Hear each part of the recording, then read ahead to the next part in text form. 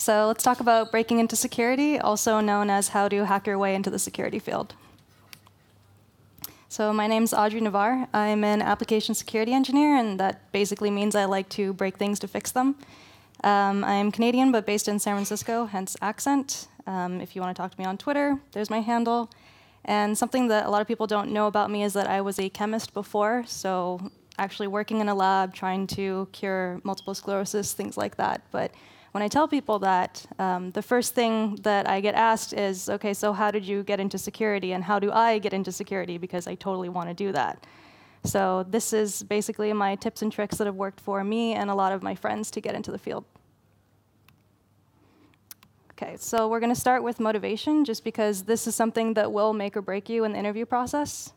Fun things to do, some technical challenges you can try out, and then a call to action to actually do it. There's no point to this whole presentation unless you actually go out and do something about it. So motivation. A lot of people think that your first test in an interview is when the technical questions come up and whether you get them right or you totally fail at them, but that's wrong. The first thing that people are looking for is to make sure that you are a good fit with the rest of the security team. And this is huge within security itself because the teams are really tight-knit, and that's for a reason. There's a lot of critical situations that you'll be in with things like war rooms, very difficult situations that are stressful, and they need to know that you will work well with the team under those conditions.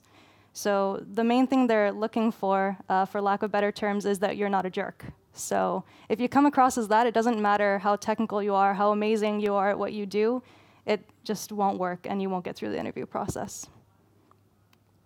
So that being said, first step, curiosity. So it's basically having the curiosity to know and learn more about the security field, especially since you're transitioning from one that is not the usual way of getting in. It's knowing what options you have. So a lot of people think security, and they're like, okay, cool, you just go hack all the things, that's all of what security is. But that's also wrong. There are three main pillars of security that most companies have. I would say security engineering, which is what I do, security operations, which is log monitoring, web application firewalls, Splunk, a lot of things like that.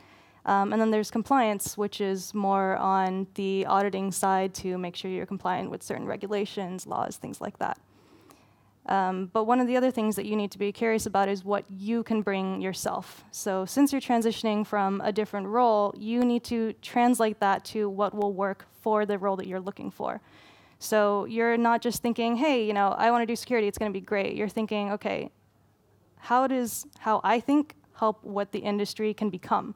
Because we're trying to innovate. We're not trying to do the same things over and over again, because obviously they haven't worked entirely, otherwise none of us would have jobs. So that different way of thinking is something that you can bring that you should really hit on, because that will differentiate you. Along those lines, it's what you can give back to the community.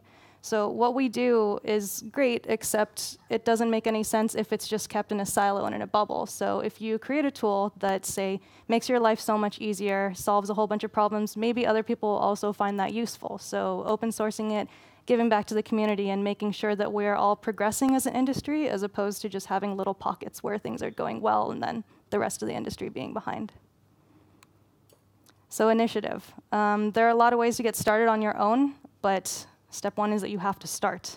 So finding your own resources, really as simple as Googling things, trying out different stuff. I mean, you might fail, and that's fine. Just try other things. Everyone has different ways of learning, different ways of kind of tapping into their potential, and you need to find that, because in security, you're constantly learning. It's not, oh, okay, I've learned everything there is to know, and I'm done. There's always new things coming out, and you need to keep up. So last but not least, passion. This will differentiate you the most out of absolutely everything. So it's really that internal drive to keep going, to keep doing something even when it's not working, even when the whole industry is not working, and making sure that you're not jaded about it, because this is one of the most prevalent things about the security industry. If you don't have that passion and perseverance, you'll burn out. Within a couple years, you'll say, oh, well, everyone keeps getting around everything I try to do anyway, what's the point? So this is what will keep you going, even when it's really, really difficult.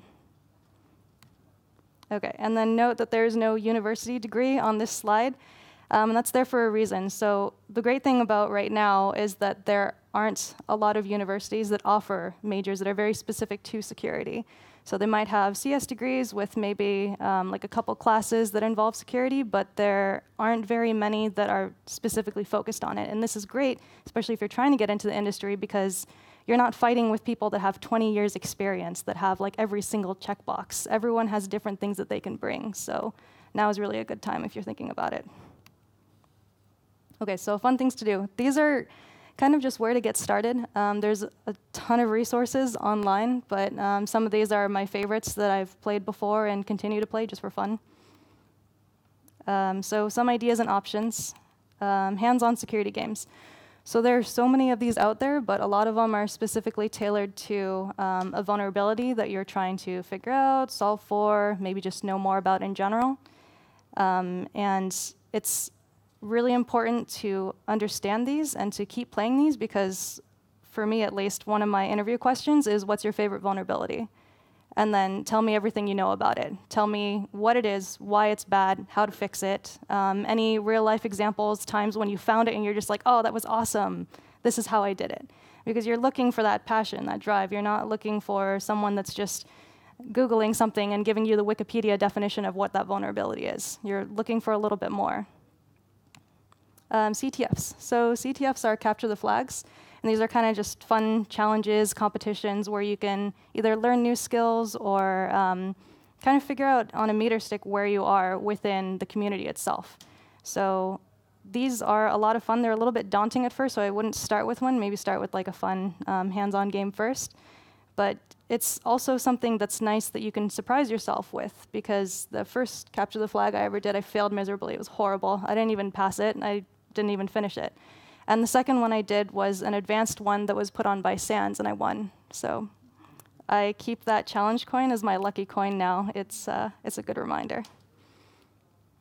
So bug bounties. In case you guys don't know what bug bounties are, this is basically when a company will say, hey, we want to make sure that our products are secure, and we want to make sure that if there are any bugs that someone in the public finds, that we're fixing it and that we're rewarding the community for letting us make our products more secure.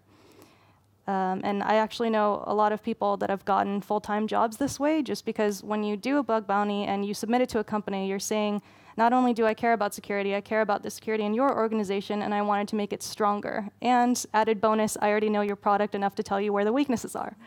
So it's kind of like a job interview on itself. And I know some people that have gotten really high at roles this way that had zero experience before. Another way, helping your security team. So if you do have an internal security team, definitely show them that you're interested in security if you're trying to transition, because I've actually poached quite a few engineers this way onto the security team. Not ashamed at all, they're great. But yeah, I mean, even just working on some of their projects, or if they are trying to do something with a specific product that you're close to, you can give them more information and maybe show them a different way of doing things because you know the product better because maybe you built it. So that's another segue into it. And last but not least, if you are curious about like security tools, what we generally use, where the magic behind all the ninja comes from, there are some distros out there like Kali Linux that have all of these tools preloaded, and you can just go through, look at them, see what they do, familiarize yourself at least with the names and what they do so that in an interview you can kind of talk to it. And then just playing around with it in general. I mean, that's where the curiosity part comes in. Okay, so with the fun resources, I know I mentioned all of them in theory, but these are the actual resources themselves that I really like. So there's this first cross-site scripting one by Google. I think this is actually where I started. So this one's a lot of fun. They gamify it pretty well, just points and everything.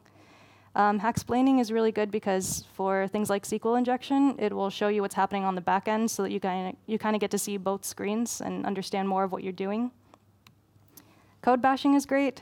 They were acquired by Checkmarx recently, so not all of the lessons are free anymore as opposed to the other examples. But they do have demos, and the great thing about this one is that it's developer-centric, so it was built for developers. So it's kind of a different mindset, which is nice. CryptoPals. If you ever wanted to get into cryptography, which I absolutely love as well, this is a good place to start. And if you do want a long list of all sorts of different challenges, this list is ridiculously long and exhaustive. If you guys are taking pictures, I'll populate it out in a second, don't worry. I see you. So CTFs, I started with micro-corruption. This is one that was by Square and Montesano. Montesano was acquired by NCC Group that does a lot of pen testing in Europe and in the US. And there's actually a Google CTF next weekend, so I don't think it's too late to sign up. It's easier with a team just because there are a lot of different challenges that might be like Android versus web app versus crypto, but this is another way to just get your feet wet, really.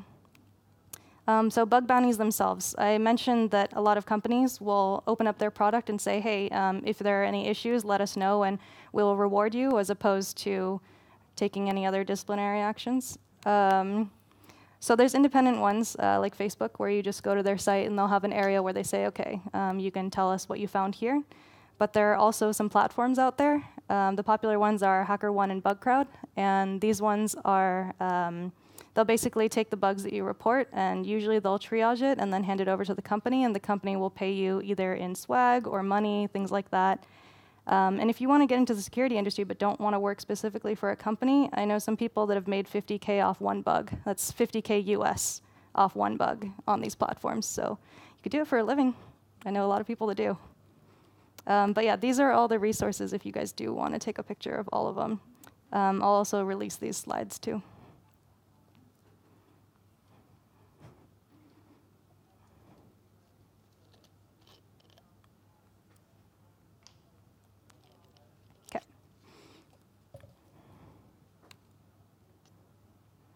Okay, so like I said before, just choose something and go do it. There's no specific place to start. You can do whichever of the things that I had mentioned. But I made it this far and I didn't even use a meme, so now I am. So just go do all the things, literally, all the things. Go into like a Google rabbit hole and just find whatever you want, whatever interests you, whatever looks really cool. Seriously, if this is the sign that or if you're waiting for a sign, this is it right there. Like I said, Google everything. If there's anything you don't know about or a new term that comes up and you're like, I have no idea what that is, just simply Google it, because honestly, it's what we all do. Nobody knows all of it. Play some of the games, see which ones you find fun, which ones you're kind of like, oh, that was terrible, and then you can kind of figure out what you're interested in within security by doing that. Keep going, even if it's difficult, even if certain things don't work, even if you find a tutorial and you don't even get through it and it's absolutely horrible, just find a different one. There's so many. There's no one way into security. So like I mentioned in the previous slides, there's so many different ways to get into security, through bug bounties, through working with your security team, through just talking with people in general and saying, hey, I'm interested in it. This is what I want to do. When you do get to the interview process, even if you don't know all the questions, that's perfectly fine. They're not drilling you on a score-based system of, did you get 10 questions right? It's more, are you trainable? As a person, can I train you to make sure that you understand everything that you need to know eventually, even if you don't know it right now? Like, do you have that perspective? If you don't know something, if they ask you a question and it totally throws you, just ask more questions about it.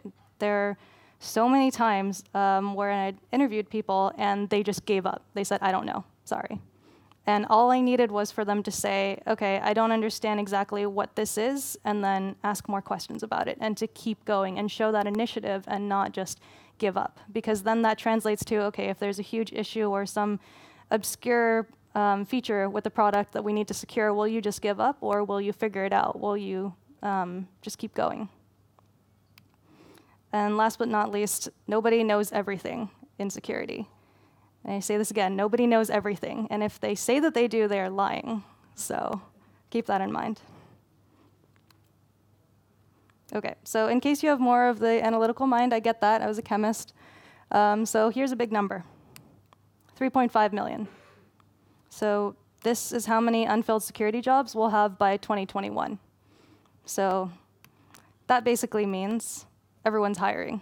So if you're thinking of going into security, I mean, aside from all the facts that I already stated, this is a big one alone. There are so many jobs out there. There's so much opportunity, and I highly encourage you to at least try it out. Okay, so in case you just fell asleep, here's a TLDR.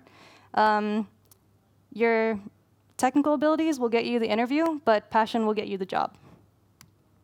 In terms of hands-on security stuff, keep doing it. Even if it doesn't make sense at first, keep following through. And even when you're in a security role, always be learning more. Always keep up to date.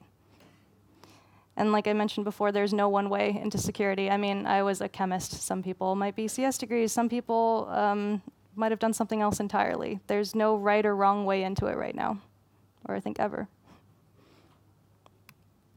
Yeah, so if you guys have any questions, I'm happy to talk security all day, every day. My Twitter handle is odsec. And if you do want to know more about application security or how to build secure products, I have a talk tomorrow at 1:40. And that's it. Thank you.